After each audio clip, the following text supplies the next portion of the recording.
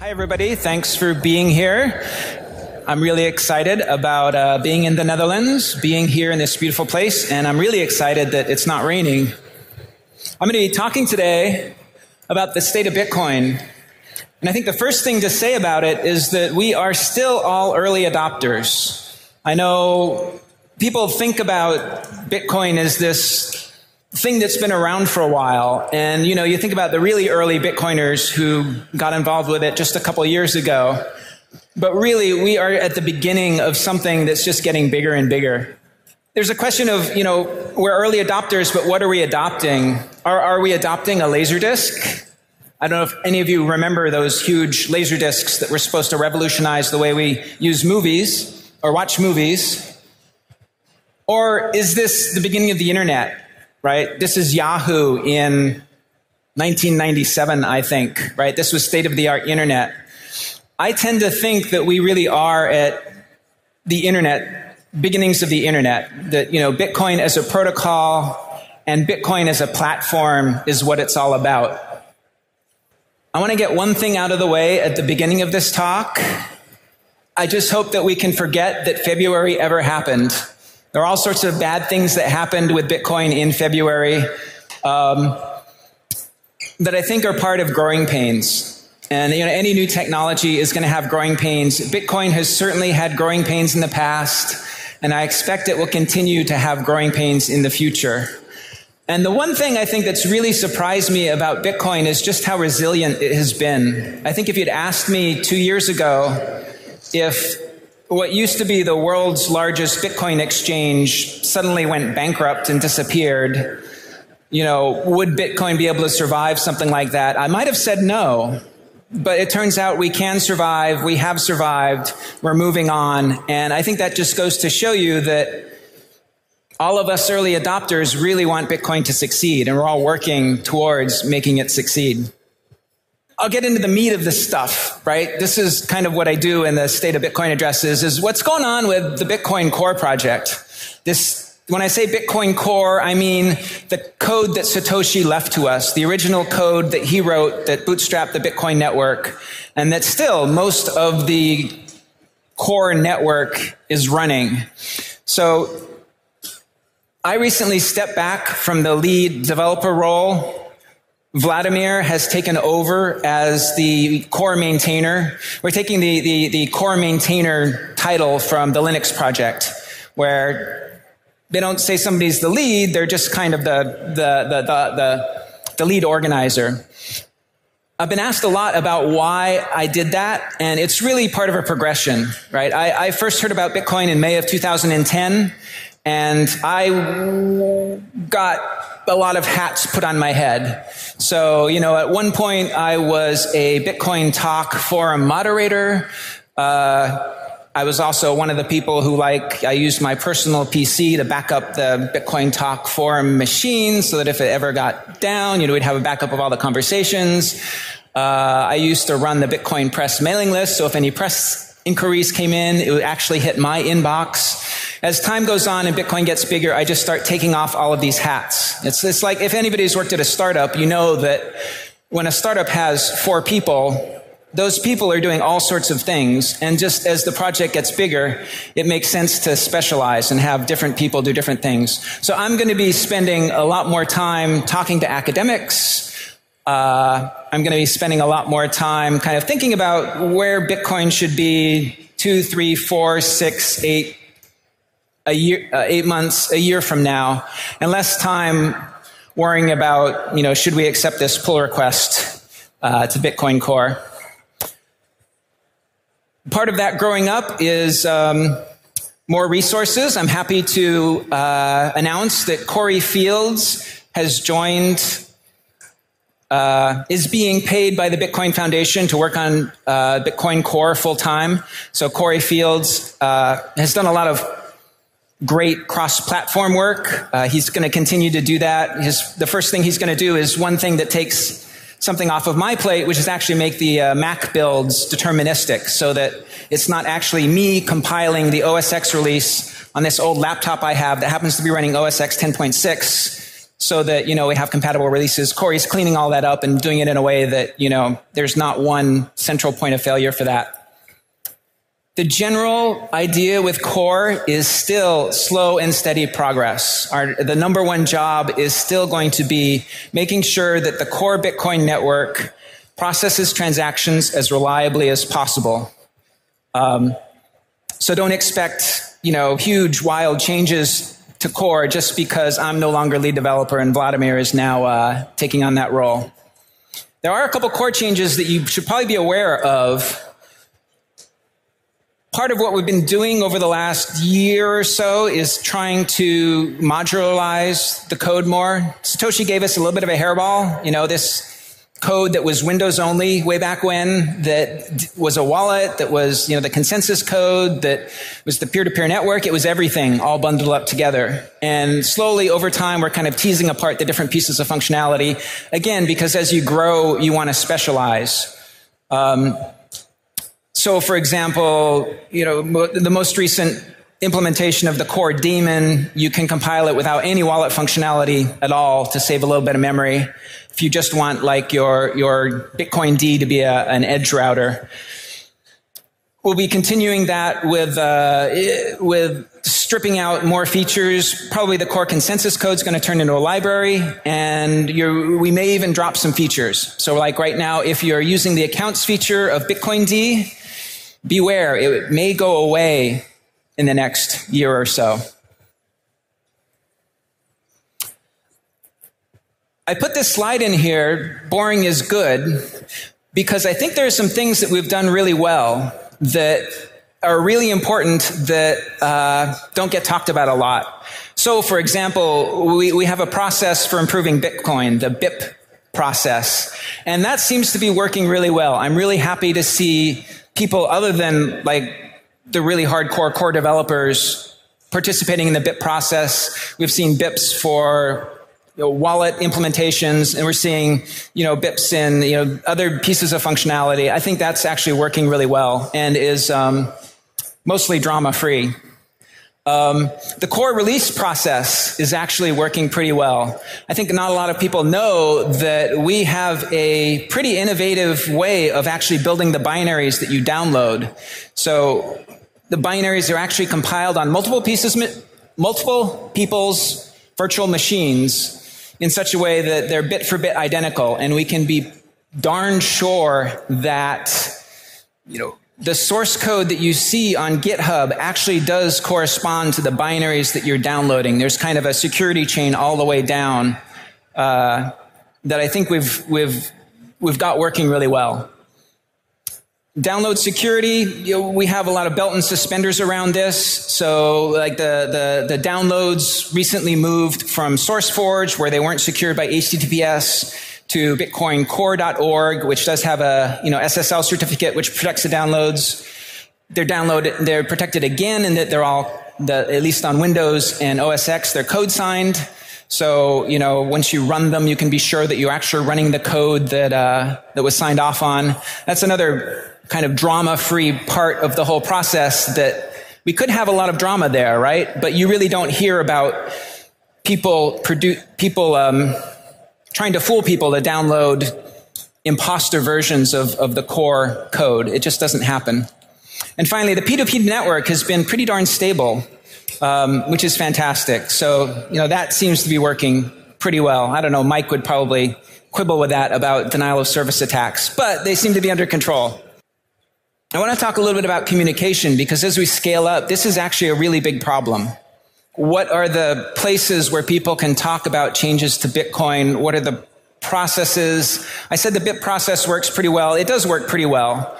Like larger changes to Bitcoin, there's not a good forum for like having these discussions. And I really want somebody kind of solve the internet troll problem. I don't know, maybe there is no solution, but it's hard to find a constructive place to, talk about potential changes without people, for whatever reason, kind of attacking people for talking, attacking people for thinking about ideas. I don't know. Like I said, I want somebody to solve this problem for us. Beyond core, what's happening in the Bitcoin world, technically, I've said before, and is absolutely, walking around the conference here, it's absolutely true. This is the year of the multi-signature wallet. So we're going to see some really exciting innovation happening with wallet security, with, wallets controlled by multiple people for corporations. I think there's a lot of innovation happening here, which is fantastic. Privacy is improving. So projects like Dark Wallet are happening that take existing, functionality that's in Bitcoin already and in increasing people's privacy by kind of leveraging things like CoinJoin and other ideas we have for making privacy better. Hardware wallets is something that really excites me as another way of getting a more secure way for people to hold their Bitcoins. I think it remains to be seen whether, will your phone be your wallet, or will you have a separate device, or maybe will you have both? I don't know. It's going to be interesting to see how that plays out. It'll probably be different in different markets and different people. Other full implementations of the Bitcoin protocol are maturing, and I think that's fantastic. And I want to go into that a little bit more in depth. So when I think about other implementations, one true implementation is okay, but it's kind of sort of evil, right? I mean, just one piece of code is not the ideal place you want to be. Because if, whoever's controlling that one true implementation is evil, then bad things happen, like Middle Earth is destroyed. Two is probably even worse than one, because you run into consensus failures. So if half the network is running one and half of the network is running the other, and there's some disagreement between them, which happened last year with, the 0.7 release, that's bad, right? You get a consensus failure, and Bitcoin is all about consensus. So ideally, we want 3 or more, where if any one fails, it's okay. You have 2 or 3 or 4 or 11 others that, continue to work, and then it's obvious which is correct, right? The majority is correct. The question is, how do we get from where we are today, which is we have this one piece of code that is the consensus, to, multiple implementations, all of which are implementing the same protocol, and then, we can evolve the protocol by having all those implementations move along. And that's a hard problem. I think we're just going to have to struggle through it, but I think we can get there. I'll talk a little bit about mining. I'll say overall, I still don't care about mining.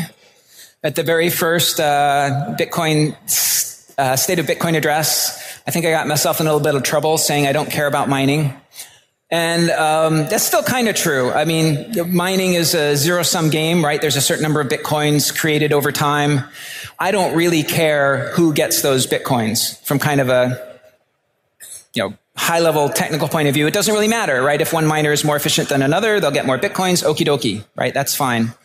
I do care about kind of mining in the way that it affects users' experiences. And so one thing I've been really concerned about is the size of the number of transactions that miners put in their blocks. So we've had a lot of discussion about the 1 megabyte block size. I'm worried about even getting up to 1 megabyte, right? Right now, I think the average block size is about 250 kilobytes. We recently changed the reference implementation to build bigger blocks by default.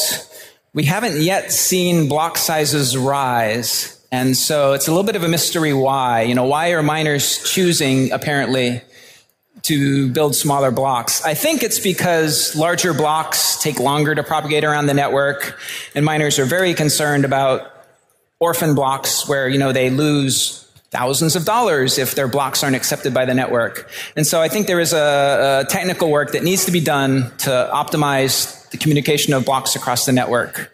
And so I'm thinking a lot about that. Once we get to 1 megabyte, we got to make blocks bigger. I think we just have to. If we don't, transaction fees will just rise and rise and rise to a point where only rich people can afford to transact on the Bitcoin network. And I personally don't want to see that. I think that's a bad world to be in. How is going to be the tricky bit. So it's going to be hard to get consensus on exactly how far we should raise the block size, if we should have rules for increasing the block size in the future. I'll be thinking and talking a lot about that. I think multiple solutions are possible. So there's some ideas out there of, well, maybe we don't increase the block size. Maybe we decrease the 10-minute per block, make that smaller, and then we could have more blocks that are all 1 megabyte and, increase transaction volume that way. I think these are all discussions we need to have. I think we should all keep in mind that I like simpler. I think simpler is better, but also that, multiple solutions may be possible. And if we can do more than one, then fantastic. We should embrace things, and not fool ourselves into thinking that there has to be one true answer. I'll talk about mining ASICs because I think a lot of people are worried about ASICs. And the way I really do see the whole mining ASIC hardware thing is, being like the old cell phones that only rich people could afford. And I think tomorrow it will be more like cell phones today where, even babies can afford to get cell phones. And I think the whole, who is mining is going to go in waves. I think, we're in a centralization period where we're seeing huge mining farms in places where electricity is cheap. I could definitely see that turning around to where, you get a USB miner and plug it into your computer just because, you can make a tiny little bit of money, and maybe you're more efficient because you don't need to worry about cooling the damn thing. But we'll see. I don't know. I may be wrong. I get asked a lot about what about Mastercoin, Counterparty, MadeSafe, Ethereum, all these things either built on top of Bitcoin or that are being touted as Bitcoin 2.0. And I think they're interesting, but writing secure code is really hard. And there's a bit of a chicken and egg problem in that you don't know if your code is secure until it's securing something that's actually valuable. Now, we went through this with Bitcoin, and I basically have seen it. So, Satoshi released Bitcoin in January of 2009, and it was completely worthless, and nobody knew if it was secure or not. And we didn't find out it was not secure. And it turned out Bitcoin, the very first version of Bitcoin was horribly insecure. We didn't find out that it was insecure until Bitcoin started to get a value. And it became interesting to attack. And so you have this chicken and egg problem, I think, with any new project in that you're not going to know if it really is secure until it has some value, but you really don't want to promise things and have people invest money in it, if it is insecure. So that's going to be the first hurdle. And some of these systems probably will bootstrap past that. And, if the incentives are correct, and, there's an incentive for everybody using these systems to make them better, then, I think they could possibly bootstrap just like Bitcoin did. The other hard bit that I think a lot of these projects are ignoring is identity and reputation is really hard. You can talk about things like, distributed autonomous corporations and, smart contracts and for me, thinking about it from a high level perspective, usually it comes down to, do I have to trust somebody or some piece of code? Yeah, I'm okay with trusting a piece of code. I trust Bitcoin because I can read the code and understand it. But, like some of these systems, when I think about, well, you're going to write this really complicated contract, and then do I actually have to read the code to know that's going to be doing what I think it's going to do, or do I trust the person who issued the contract? And if I'm trusting the person who issued the contract, well then, why bother with some complicated piece of code? I could just trust them to begin with. So I think cryptography doesn't really help this problem. I mean, you can create a cryptographic identity and maybe you can build some trust up around that. I think with some of the dark marketplaces, we've seen kind of how far that can go in that, nothing's stopping somebody from building up something with a lot of reputation that's very valuable and then deciding, okay, there's enough value there. I'm just going to take it and walk away and betray all that trust that I built up. So that's a really hard problem.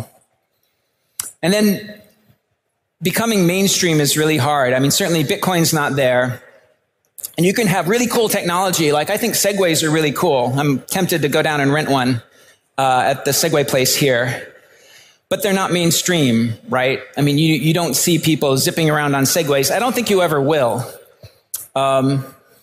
I don't know if you remember when Segway was being hyped and coming out, and the vision really was that we'd all be zipping around on these Segways, and they would replace cars and all sorts of other crazy predictions. But it really is hard to become mainstream, and that doesn't mean that you're a complete and utter failure, right? There is a place you can rent Segways downstairs here to zip around.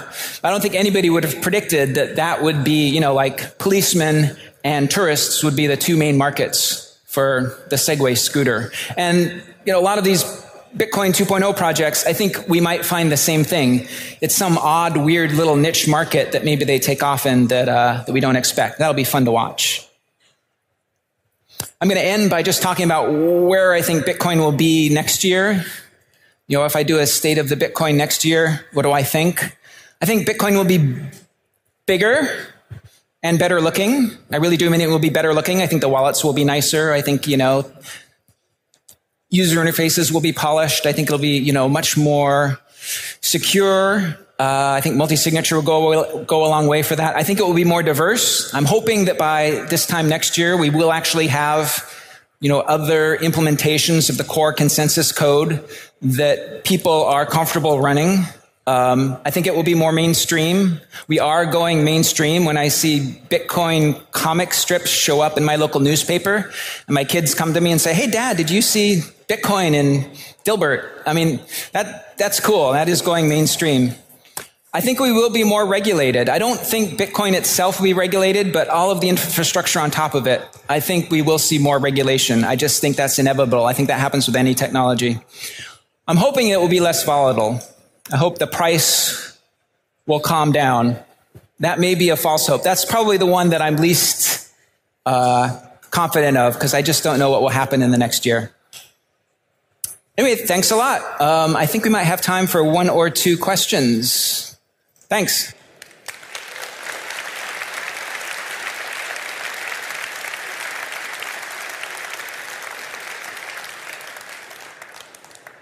I have a question regarding the mining fee, and really I think that it's frustrating to see there's so much confusion about it. As I see it, it's essentially just proportional to the latency in the network and the reward. So when the reward goes down, the fee will go down as well.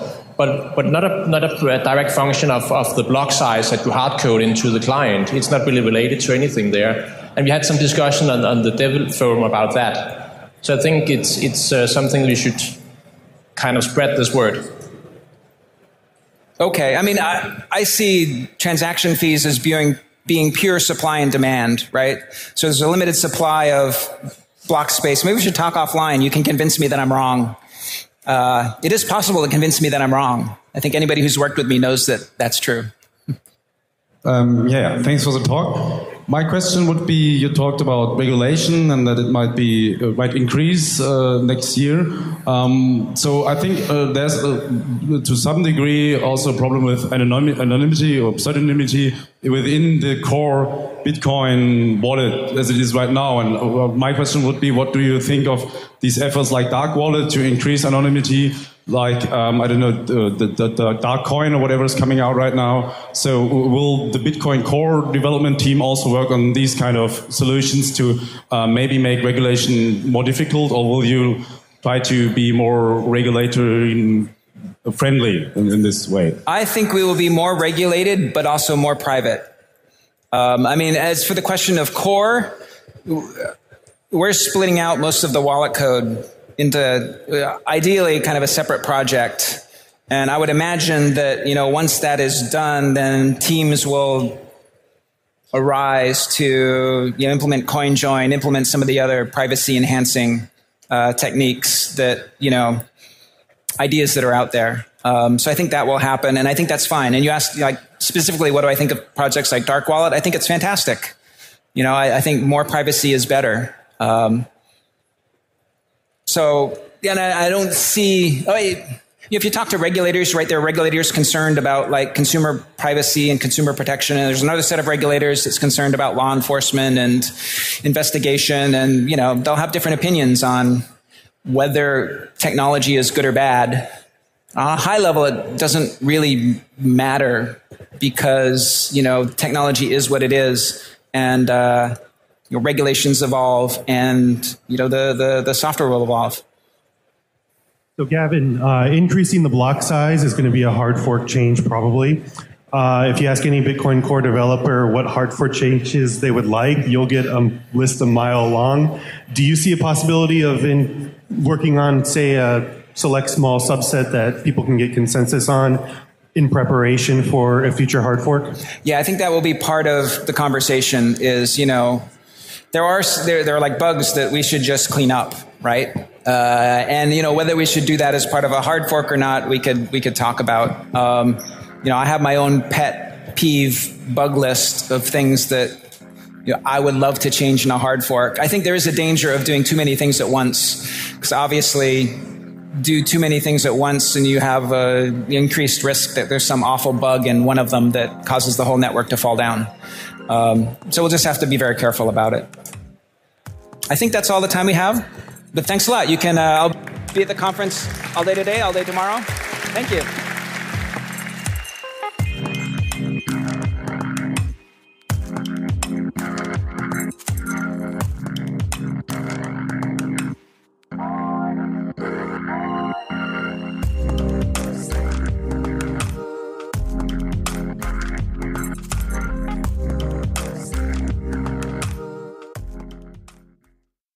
CryptoKit is the world's first Chrome browser Bitcoin wallet. It's the easiest, fastest Bitcoin wallet payment system. With a simple one-click install, it takes just seconds to get your wallet set up. And because CryptoKit finds the address and payment for you, there's no more fussing around or tab switching. CryptoKit is more than just a wallet. It comes with a preloaded PGP encrypted social network, news feeds from Reddit and Google, and up-to-date charts from exchanges. Finally, CryptoKit Directory allows you to make two-click payments with any of the BitPay merchants. Once you install CryptoKit, you won't need anything else.